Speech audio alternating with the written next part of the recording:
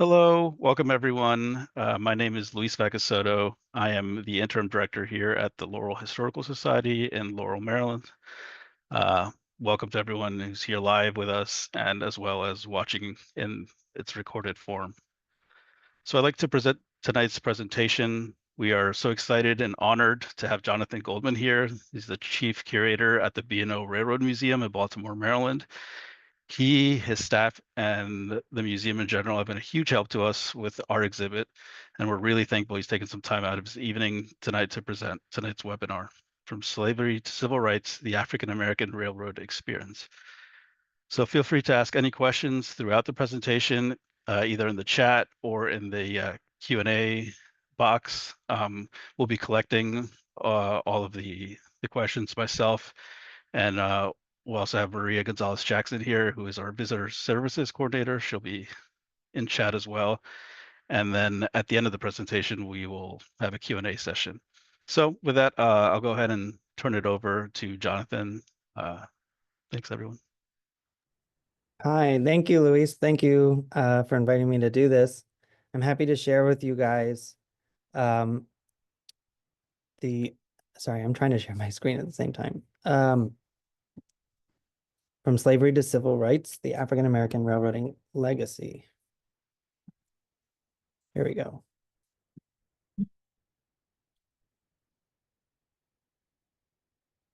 So hopefully you can see that. So again, my name is Jonathan Goldman. I'm the chief curator at the B&O Railroad Museum. And I'm going to show you a little bit about our museum and sort of the background of the railroad. But a general overview is, we're in Baltimore and we wanted to really flesh out the African-American legacy on the railroad and present that at our museum. So we've been doing a deep dive into this history, and I'm hoping tonight to share with you an overview of some of the things we've learned, some of the things we've found ourselves that we've found through other sources and sort of compiled together into one journey here.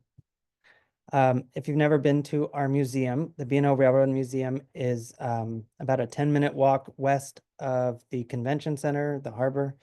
We're on Pratt Street, and we have 41 acres of land in Baltimore. And we have the oldest collection of American railroading equipment, which is fitting since we are the oldest railroad in the country. We have over 200 pieces of locomotive and cars and other rolling stock on campus and multiple historic buildings.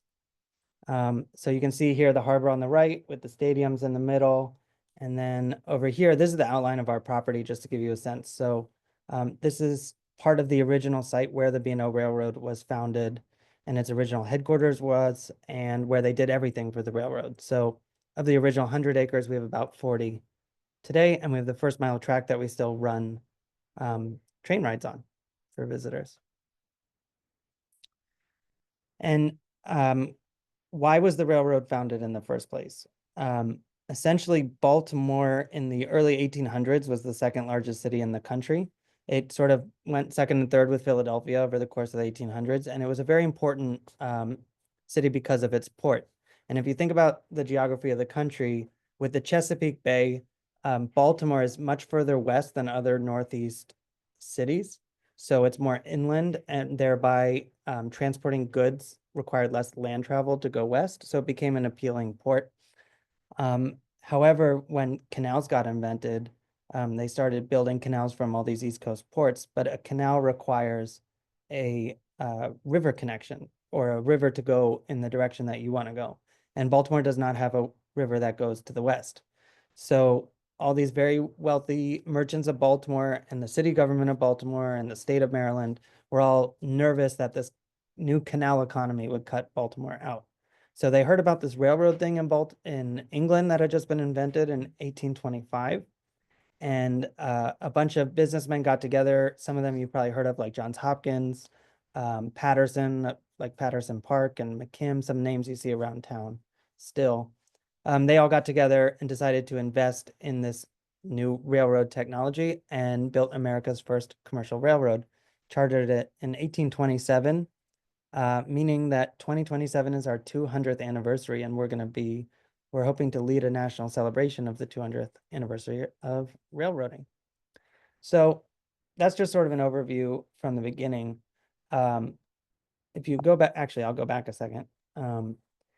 This here is the most influential man of the first 50 years of the railroad. And, Maryland was both a slave state and a free state, making it, I guess, an individual choice of every company or every person whether or not to engage with slavery, or white person, I should say. And so just like Maryland, the original people in the orbit of the B&O were mixed kind of 50-50 as well. However, the first president of the B&O, Philip Thomas, was a Quaker. And so he, from the very beginning, instituted a rule that the B&O would not be using slave labor, and its subcontractors wouldn't either, thereby making it sort of the southernmost northern railroad in that sense. On this slide here, we have a really early photograph of African Americans working on a railroad in Tennessee prior to the Civil War. I would assume they were enslaved people, but we don't know for certain. Essentially, I like to think of the railroad as sort of the internet of the 1800s. It was a technological network that radically reshaped our society in many ways, from time and telecommunications and travel and transport. I mean, it really reshaped society. And so just like the computer revolution, you can see here in these maps the sort of exponential growth of tracks in this country just in 30 years. You can see the extent built. And so everything south of the Potomac River, from Virginia down to Florida and all the way over to Texas, all of that track was primarily built using enslaved labor. And in fact, the growth was so quick that some historians estimate that the amount of man hours that went into building those southern railroads during this 30-year period may have actually exceeded the entire agriculture industry during this time.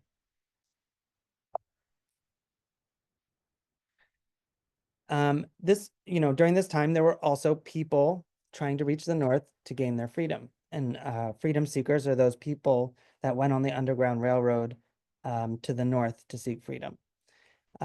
This map here by the Park Service shows the sort of major East Coast Underground Railroad routes. And you'll see that the major corridor by land east of the Appalachian Mountains is essentially the sort of 95 corridor through Maryland, DC, Baltimore, Wilmington, Philadelphia. And that was a major route, of course. And that parallels our infrastructure even at that time. And then you can see there's a second one here that goes up to the left from DC towards Western Maryland. And so at the same time, this is 1853. This is the entire route map of the B&O Railroad. And the main line is the one going straight west from Baltimore out to Wheeling, where it hit the Ohio River. And then the second one is the Washington branch between Baltimore and Washington. And so Laurel is actually in the middle there. It's actually the Camden route that the MARC trains use. That's actually the route. The MARC system took over the old B&O tracks. The thing to note here too is that the B&O was the only rail connection between DC and Baltimore at this time. So actually during COVID, the lockdown gave us this opportunity to do a ton of research. This is a picture of our facility from the parking lot. We're actually looking at two different buildings here. We have our sort of historic roundhouse in the front is Mount Clair Station, which was the passenger train station. It was built in the 1850s on top of what was the first train station in America on that site. And this all predated Camden Station when they outgrew this building. So this was the passenger train station for Baltimore.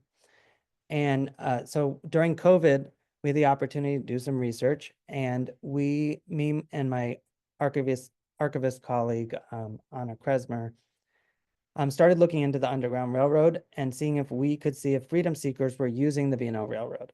So flash forward a year or two, and we documented 27 freedom seekers that used the B&O Railroad, 9 of which actually came through this building right here on our campus.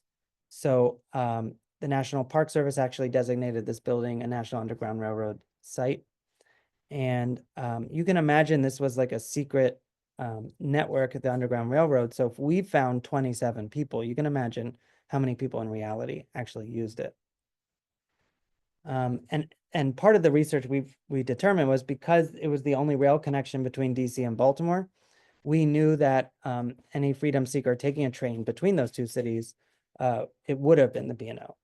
And also to note, those some people took trains west to go out towards Cumberland, where the state is so thin, like a mile or so thick, that you can just walk to Pennsylvania. So other people chose to go that way as well on the railroad.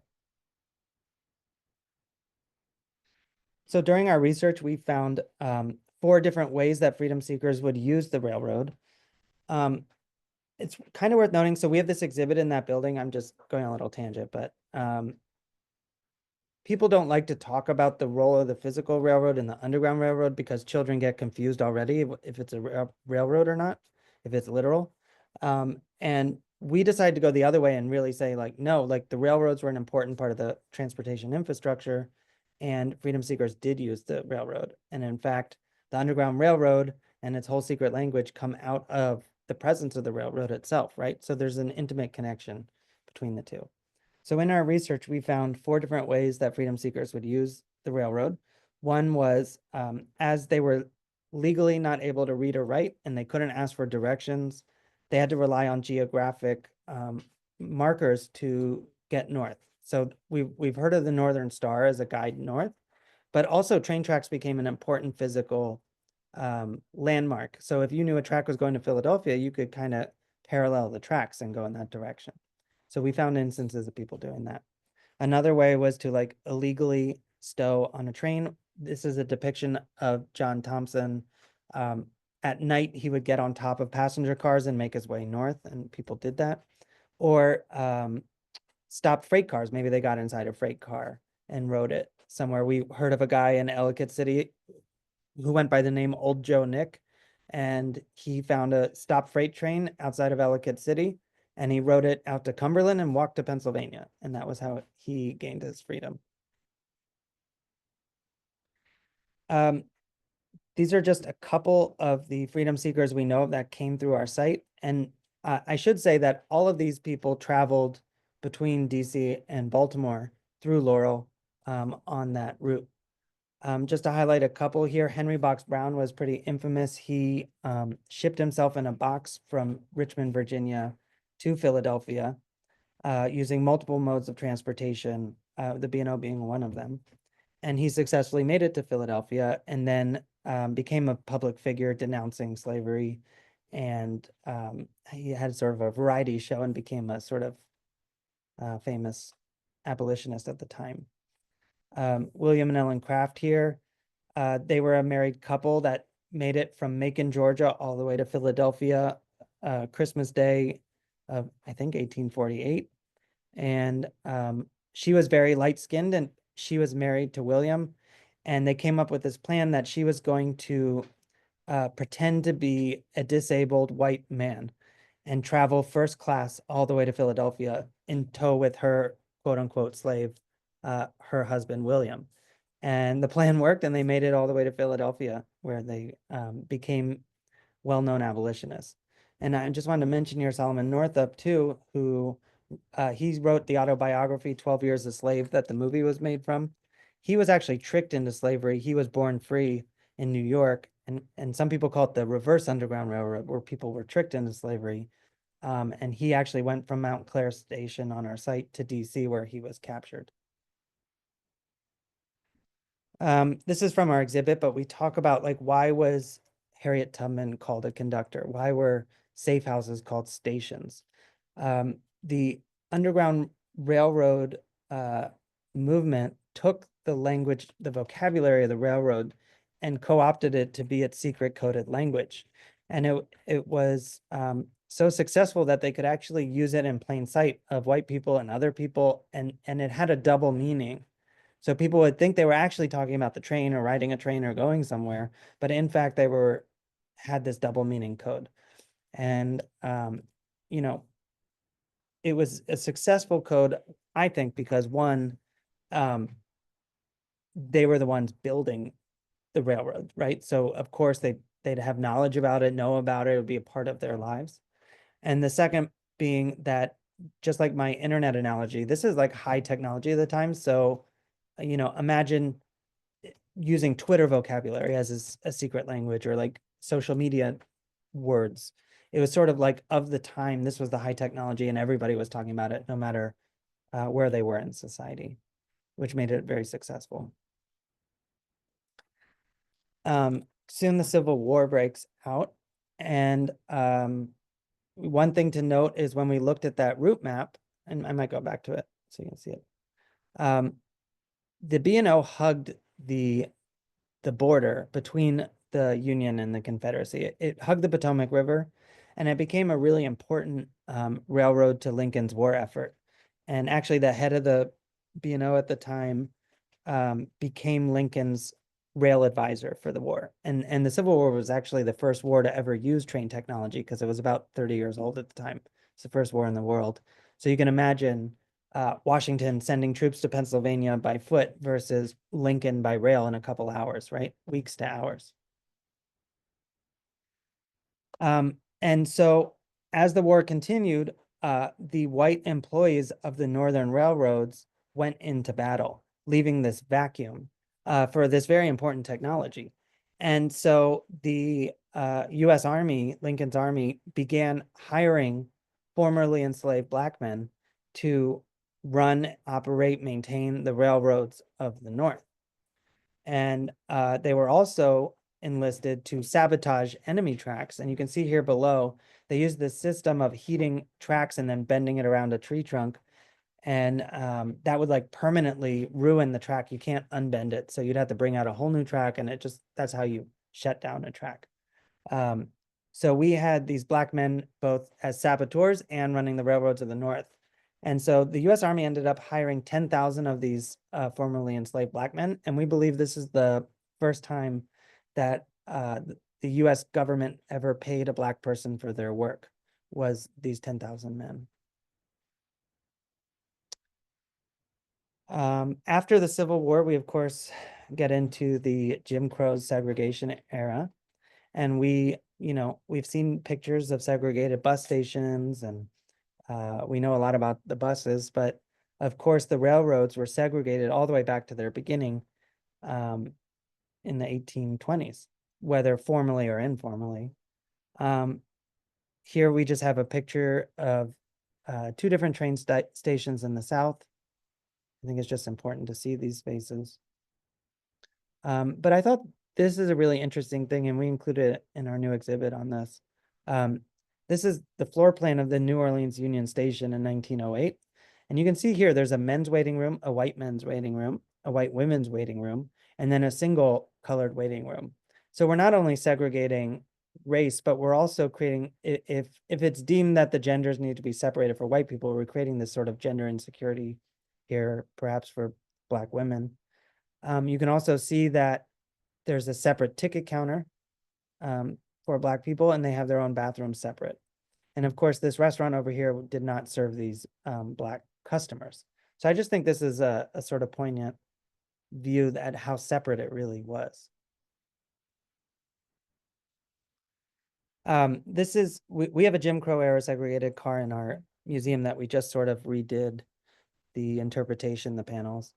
So this is just a view of it. There were, most of us think of the segregated rail car as in a whole car that was for Black people, but that was mainly for the long distance travel, that there would be enough people that the Black community would fill an entire car. But on shorter, more local runs, individual cars were segmented like this one here. So you can see in the foreground here is the Black section, and then behind that is the white section. And what's hard to see sort of in this picture, but this diagram I made kind of shows, is that we talk about this whole separate but equal idea, but this is like case in point of it not being equal in terms of accommodations. And, there's just different aspects to the two sections, whether it's in the second section, it's highly decorated ceilings with gold leaf. The bathroom in this one is constructed of sort of metal sheets, and in the back, it's like ornate carved wood with gold leaf as well. This Black section was also the smoking section for the whole car, which meant sort of spit tobacco. So imagine people just sort of spitting at the floor. And so it really was an inferior situation. And likewise on the long distance travel, the cars that were for Black people were usually the older cars. They were put in more dangerous positions, which was usually right behind the steam locomotive. And they were just older and more rundown. We also want to highlight those people that resisted segregation during this whole time. We know Rosa Parks was a tipping point, but we have found all the way back to Frederick Douglass in 1841, Black people who resisted segregated travel throughout this sort of 100-year period. Frederick Douglass in Massachusetts was riding the Eastern Railway. He refused to move his seat and was thrown off. And it actually sparked a lot of discontent and protests in Massachusetts, which led to Massachusetts being the first state to outlaw segregated travel. However, that was later overturned by federal law. Kate Brown and Ida B. Wells here both have sort of similar stories. They had what was called the ladies' car, which was for white women. And it was very nice. And they said, I bought a ticket. I want to be in this car. And they were told they had to move and they didn't want to. And they were actually physically thrown off and suffered injuries. And it was not pleasant at all. And they both sued the railroad companies and they both won their cases, and they won financial damages, which is pretty impressive in the 1860s and 80s. And Ida B. Wells, in fact, went on to be co-founder of the NAACP. And finally, Homer Plessy, I'm going to just highlight, we know of Plessy versus Ferguson, the case. We know that separate but equal sort of came through that, or it opened the door to it. But what a lot of people don't know is it was a case about the railroad. Homer Plessy actually was a part of a group, like a civil rights group that sort of partnered with the East Louisiana Railroad, both of whom, the railroad and this organization, wanted segregated travel to be abolished. The railroad, well, they wanted it for sort of human rights effort. The railroad wanted it because just like that station and the train cars, they had to sort of double their entire business practice. They had to have separate everything, double the cars, whether or not they were full. And so for business reasons, they didn't like the idea of this. So anyway, they conspired together to create this situation where Homer Plessy would be ejected from the train for not moving. And then they sued the state to end segregation and wound up losing, which then sort of opened the door for more laws to get instituted to enforce segregation. I'm going to skip ahead a little bit here to the Pullman Porters. I think a lot of people have heard of the Pullman Porters. I've learned a lot about them since I started this job. The Pullman Company was founded in 1867 by George Pullman, and they built rail cars, but the primary part of their company was the service they provided on cars. And we don't have an equivalent service today, but it was like a mobile hotel, but it was operated by the other railroad companies. So it'd kind of be like, if Marriott had a plane and they were the staff on the plane and they provided the food and the chairs, but then Delta came and plugged their cockpit into it and then flew the whole plane for them. That's sort of what was going on. And the Pullman service was known to be the ultra luxury. This was like the height of luxury, early 1900s. And this was first class service. And so by the 1920s, so the Pullman Company hired Black people to service these train cars. And they were known for being the highest service. And at the time, this in the Black community was considered a really great job because the Pullman Company was actually paying decent wages to so many people. And they had mobility to see the country in a whole new way and move around. And it was just a good, solid job at the time. And by the 1920s, the Pullman Company became the largest employer of Black people in the United States. And some historians credit the company for the emergence of an African-American middle class in this country. And so you see these beautiful pictures here of people providing this service. And I would just say, as we look back at it through the lens of today, it is a bit problematic in the sense that why are they only hiring Black people? And of course, it's because to continue this sort of tradition of for white people to have a luxury experience, it required Black service. And so by today's standards, maybe this is problematic, but it's also regarded at the time as a really excellent job. So it's kind of a moment in time of this transition, I would say, between the 1800s and where we are today.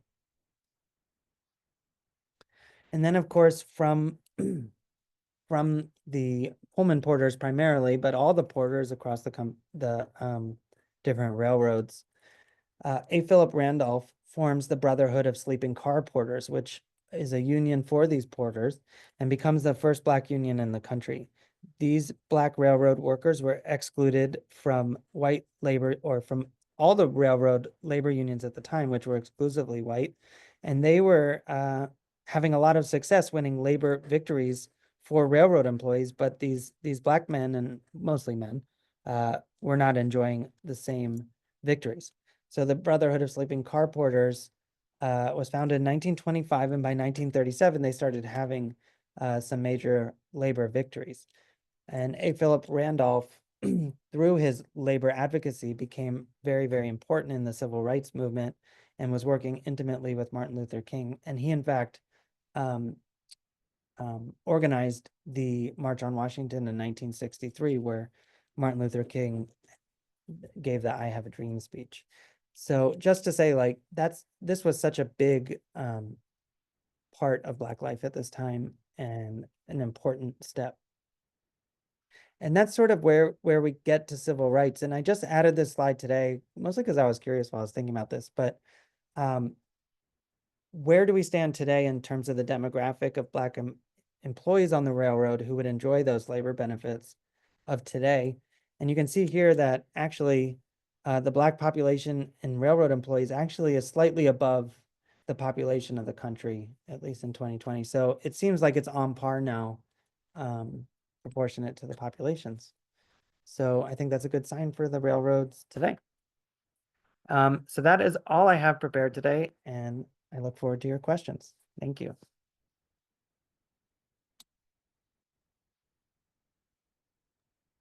All right, thanks for that, Jonathan. That was really insightful, at least for me. I definitely learned a lot there. I will quickly plug a couple of things here myself.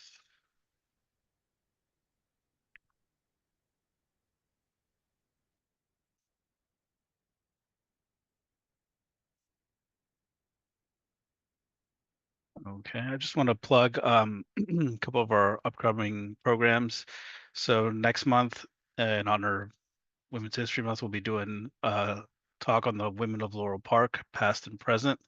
This will be presented by Krista Wilson, the guest relations coordinator at Laurel Park.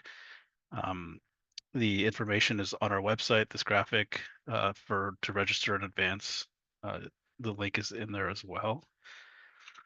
And then in April, we will be doing a presentation on the Baltimore and Ohio Railroad and Savage Mill. It will be presented by Wayne Davis, who I think is in here today. He is the co-author of 2 local history books, Hidden History of Howard County and Early Ellicott City Black History. So looking forward to that one. And then this year, we'll be celebrating our 50 years of sharing Laurel history with our community, 50 years of the Laurel Historical Society. We have a lot of things planned moving forward, social media posts, events, celebrations throughout the year. We'll be having an upcoming donate $50 for 50 years. So keep a lookout for that. It'll be on our social media, our web pages, our webpage, and things like that. And then on Sunday, May 4th, will be our annual gala. Once again, this sort of celebrates 50 years of the Laurel Historical Society. It'll be disco themed. So we're excited about that. More information is coming soon, hopefully, and ticket sales and things like that as well. And then if you are not a member or your membership has lapsed, we would love to have you back. Feel free to become a member. It's on our website. Hopefully, we'll post the links here for you. And if you just want to donate to help us out to continue having programs like this in the future, there's also a general virtual program donation link in there as well. And membership, of course, comes with several benefits. It's all laid out there when you go. And yes, so thank you. Thanks for coming in tonight. A reminder, if you need anything to reach out, our email, website are here. We're open Friday, Saturday, and Sunday from 12 to 4. Come see our new exhibit, Laurel Rides the Rails, Tales of Trains and Trolleys. Some of what the B&O shared with us is on those panels there. There are a lot of fun stories. Our exhibit committee and volunteers worked really hard to put these stories together for you. And I'm personally very excited to present. So come see me weekends. I'm usually there. I would love to talk to you. And yeah, that's it. So now we will open it up for the Q&A session. I see we're getting some questions coming in. There's a couple questions about was Laurel Station segregated or any of the stations of the B&O, and I think that's a good point that I would like to just address if I can. Okay. The so the B&O basically the B&O didn't segregate like that. They didn't build segregated stations, and they didn't segregate in their cars until they crossed into a state that required segregation. So, for instance, if you were going to Richmond from Baltimore, once you got to DC, they told you to move your seats, essentially. Um, I I have not seen any examples of a segregated station, but I think I think my educated guess at what happened was for instance, our Mount Clair station had a men's waiting room and a women's waiting room. I think Black people just weren't waiting inside. I think it was just more like that. Oh, I it wasn't like during Jim Crow era, signs with different spaces like that. And I haven't seen any examples of that on the B&O at all in a northern state, I would say, or here in Okay. Maryland. But if And you have, then I'd be interested to see it. But I, maybe that information is out there that we'll uncover it someday. It's one thing I love about history. There's so much you sitting in know, people's attics and things that who we have the knows. photos of the old stations. I've never seen any signs myself, so I don't think so. Okay, and we also, let's see, we had a question from Wayne Davis earlier here. So he asked, what did you mean they legally could not read or write? In Maryland, slaves could be educated, so like they must have come from other states. And Yeah. were you able to verify the old Nick story? Um, so yes, thank you for making me clarify that. Not those enslaved people in Maryland, but those in the South that were really um, trying to reach the North, is what I meant or what I've heard. Um, Old Joe Nick, I he is he's not as verified as the other ones, and I know that Ellicott City Station would love to know more about it. What I believe it's from a oral history that was recorded, so it's sort of like secondhand information, so it's not like the same, but I believe that's where we're at, and I know it's probably our one that we're because we don't know his name. We just know that they were talking about this guy, Old Joe Nick, who got on a car in Ellicott City. So that's about as verified as we have that one. The other ones were mostly from William Still's book and way more concretely verified. And then we have a question here from Karen. So our research, so Karen from the museum as well. So our research on Laurel African American workers revealed that they're not working as porters or chefs, but just laborers. So we speculate that because those jobs were from major hubs, our workers who lived in Laurel were just naturally more locally working as laborers. Do you think that's true? Any thoughts? Are you talking about during the time of slavery? I think in general, I'm not sure if no. So not during slavery, so after. So You know, I don't know. I know that around where we were, uh, the the neighborhood around us, yeah. So the neighborhood of Baltimore where we're in, for example, was the Irish neighborhood, and a lot of the early workers were Irish immigrants. And then as that labor force transitioned to be African Americans, the neighborhood also became African American around it. So I think there was a sort of transition to African Americans being a primary labor source, uh, not like engineer of the trains, but sort of at the stations or at the yards, more of the facilities work there or construction. Does that answer the question?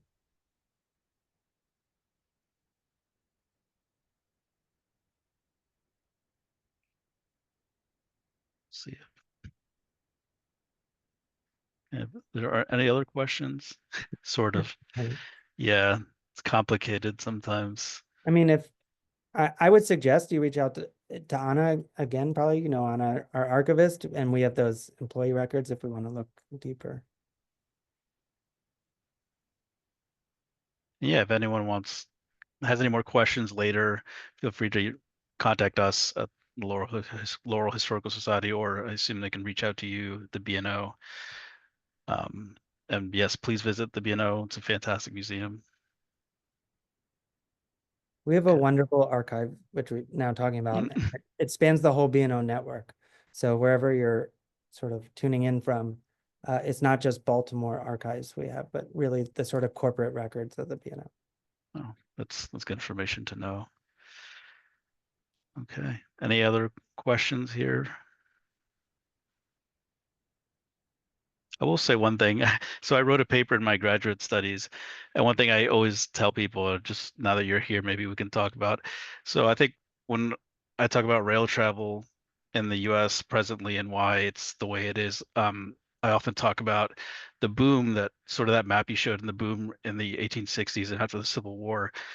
Um, but it was primarily private companies building their own railroads and their own gauges and sort of their own lines that didn't mesh with each other. So when those companies went bankrupt, now there's so many disused railways um, throughout the U.S. and it's sort of disrupted rail travel for us and how it's grown into the present day.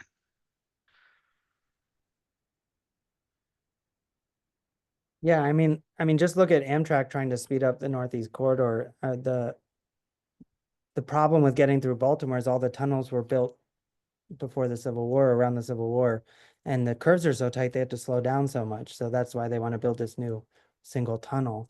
Yeah, They say it'll drop 20 minutes between DC and New York. I So saw that. That'd be interesting. We it, did have, our infrastructure is from the 1800s. I mean, on the East Coast at least, yeah, high-speed exactly. rail really challenging. We did have one more question here from Wayne Davis again that I missed. Is there any documentation that Philip E. Thomas ordered that the early B&O was not used as slave labor, or was it just assumed because he was a Quaker? Um, no, they couldn't. It was like a rule that they instituted from the very beginning, and we have board minutes, reflecting some of this too. And like I've been trying to figure out, did they transport enslaved people? That's been a big question.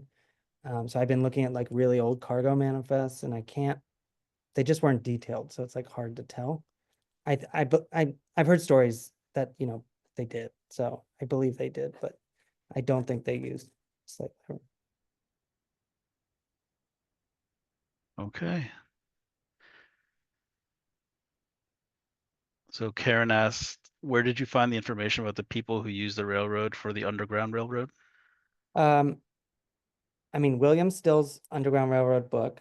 I mean, if you don't know who he is, he was an abolitionist in Philadelphia who did a lot of planning and helping of people get to freedom in Philadelphia and then continue north.